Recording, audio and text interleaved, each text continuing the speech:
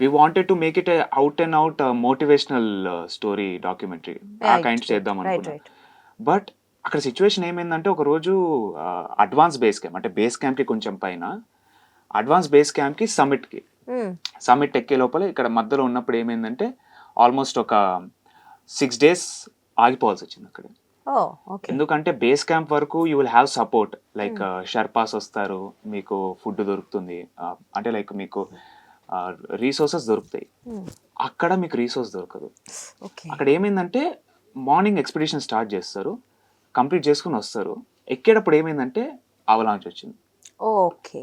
Avalanche వచ్చినప్పుడు ఏమైంది, they were stuck there for 6 days. Problem ఏంటంటే 1 day or 2 daysకి తీసుకెళ్ళిన రేషన్ అయిపోయింది. అయిపోయింది 6 days. సో అక్కడ ఎంత కష్టమైన సిచ్యువేషన్ అంటే యశ్వంత్ వచ్చాక చెప్తున్నాడు నాకు, ఓకే. 6 days రోజుకు ఒక పూటే తిన్నామని. యాక్చువల్లీ ఇక్కడ నాలాంటి బాడీ కూడా 2000 to 2500 క్యాలరీస్ తినాలి. అవును, ఇక్కడ అవును. హై ఆల్టిట్యూడ్లోకి వెళ్ళినప్పుడు 6000 క్యాలరీస్ తినాలి నేనైనా సరే. అంటే like 1 bowl of rice with some curry అనుకున్నా కూడా అంటే like that is nothing, that is some 300 or 400 calories. అలాంటిది రోజుకి ఒక పూటే తినడం పూట. అంటే అది కూడా ఆ ఎక్స్ట్రీమ్ కండిషన్లో. అప్పుడు ఒక చాయిస్ ఉంది కింద వెళ్ళిపోదామని.